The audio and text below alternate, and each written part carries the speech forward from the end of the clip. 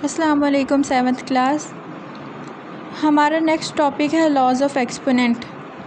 Laws of exponent में सबसे पहले है प्रोडक्ट लॉ। प्रोडक्ट लॉ क्या होता है? प्रोडक्ट से हमें पता चलता है कि मल्टीप्लाई हो रहे होंगे या बेसिस मल्टीप्लाई हो रही होंगी या एक्सपोनेंट्स जो हैं वो मल्टीप्लाई हो रहे होंगे। प्रोडक्ट मतलब multiplication. When bases are same, उसकी अब प्रोडक्ट लॉ की कैटेगरी है when bases are same but exponents are different. जब बेसिस सेम हो और एक्सपोनेंट्स यानी पावर्स जो हैं वो डिफरेंट हो। जैसे इस एग्जांपल में है 2⁻³ मल्टीप्लाई 2⁻²। ये 2⁻³ 2⁻², इन दोनों का प्रोडक्ट है। मल्टीप्लाई हो रहा है मतलब ये प्रोडक्ट है। तो जब बेसिस सेम होगी, यहाँ देखें बेसिस सेम है 2 और यहाँ पे 2, ये दोनों बेसिस जो हैं ये सेम है लेकिन पावर्स डिफरेंट है। एक बेस की पावर 3 है, दूसरी बेस की पावर 2 है। तो जब बेसिस सेम हो और पावर्स यानी एक्सपोनेंट्स या इंडिसेस जो हैं वो डिफरेंट हों तो हम पावर्स को ऐड कर देते हैं। पावर्स को ऐड करते हैं। जैसे यहाँ पे किया 2⁻³ + 2। ये जो पावर थी 3 और ये पावर 2 थी, इसको हमने ऐड कर दिया। ऐड होके 3 + 2 5 और 2⁻5। ये एडिशन होके इनकी पावर्स ऐड होके 2�5 आंसर आ गया।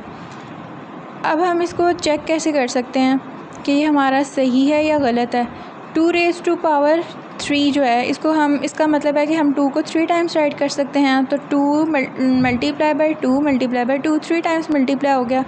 उसके बाद 2⁻² है तो ये 2 जो है 2 टाइम्स मल्टीप्लाई हो गया। अब देखें 2 कितने टाइम्स मल्टीप्लाई हो रहा है, 1 2 3 4 एंड 5 टाइम्स मल्टीप्लाई हो रहा है। तो 2⁻5। देखें दोनों तरह से सेम आंसर आ गया। अब हम ये पावर्स ऐड डायरेक्ट इसलिए कर देते हैं क्योंकि जो यहाँ पे पावर जो है वो ज़्यादा भी हो सकती है, 11 हो सकती है। आपकी एक्सरसाइज में क्वेश्चन है उनमें पावर जो है वो 10 भी हैं। तो आपको इस तरह 10 पावर लिखेंगे, फिर इसकी 10 पावर राइट करेंगे तो ये बहुत लंबा प्रोसेस हो जाता है। उसके लिए एक लॉ है कि हम जो पावर्स होती हैं अगर बेस सेम हो, ज़रूरी है कि बेस सेम होनी चाहिए। अगर बेस सेम हो तो हम जो है पावर्स को ऐड कर देते हैं, दोनों तरह से आंसर सेम आएगा। नेक्स्ट एग्जांपल देखें। इस एग्जांपल में बेस जो है वो 3/4 है, -3/4। ये बेस सेम है और पावर्स जो हैं वो डिफरेंट है। एक जगह पे बेस की पावर 2 है और प्रोडक्ट है और फिर बेस की पावर 5 है। अब उसको एक्सपेंड करके जब लिखा है तो -3/4 के पावर 2 का मतलब ये 2 टाइम्स मल्टीप्लाई हो रहा है, हमने 2 टाइम्स राइट कर दिया। उसके बाद -3/4 की पावर 5 मतलब कि ये 5 टाइम्स मल्टीप्लाई हो रहा है तो हमने 5 टाइम्स लिख दिया। फिर हमने देखा कि ये बेस सेम है और ये कितने टाइम्स मल्टीप्लाई हो रही है, 7 टाइम्स। तो हमने -3⁻4 इसके ऊपर जो पावर है वो 7 लगा दी। क्या पावर लगा दी? 7 पावर लगा दी। अगर हम इसको लॉ से करें, जो मेथड 2 के नाम से मेंशन है, अगर हम इसको डायरेक्ट लॉ से कर लें, हम पावर्स को ऐड कर दें 2 + 5 तो आसानी से ये आंसर आ सकता है -3/4 की पावर 7। अभी जो हमने एग्जांपल्स 2 देखी हैं और जो मेथड पढ़ा है, जो लॉ पढ़ा है, उसमें बेसिस जो है वो सेम थी और एक्सपोनेंट्स डिफरेंट थे।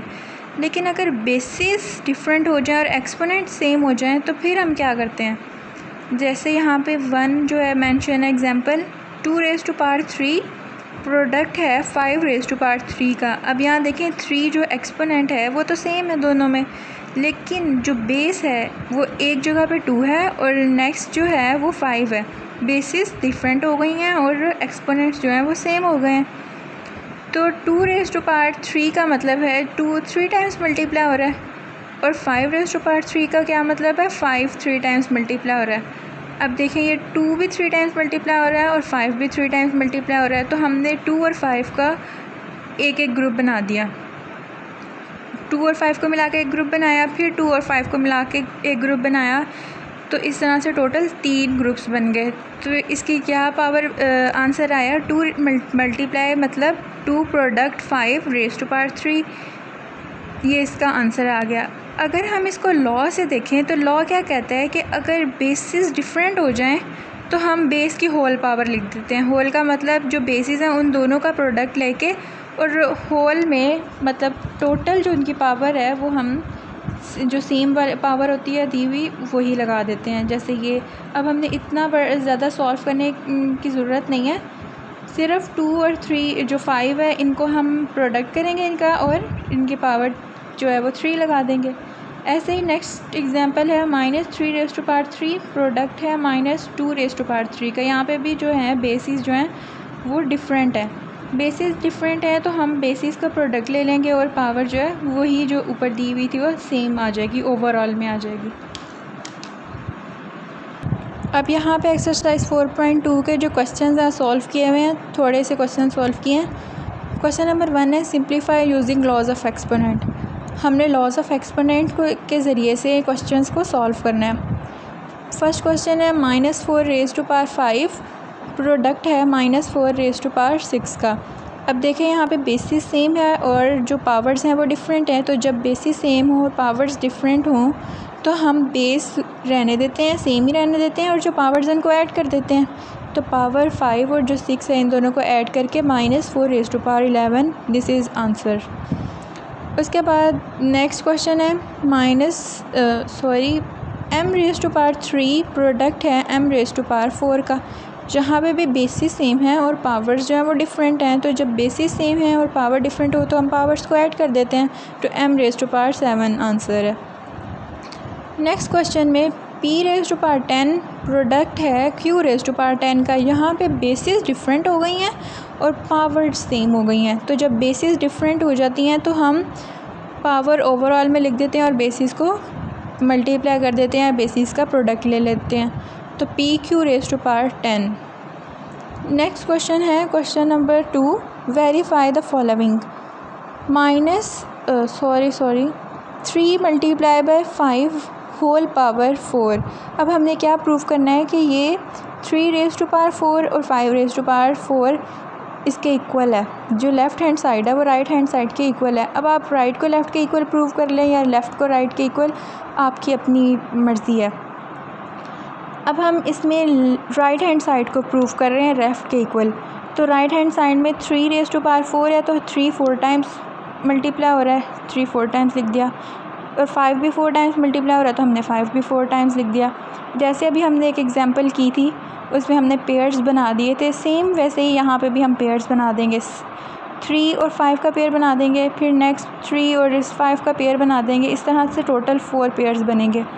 4 पेयर्स बनेंगे तो 1 2 3 4 टोटल 4 पेयर्स बनेंगे, तो 3 प्रोडक्ट 5⁻⁴। अब नेक्स्ट क्वेश्चन है 2⁻6 प्रोडक्ट 2⁻3। इसको हमने इक्वल प्रूफ करना है 2⁻।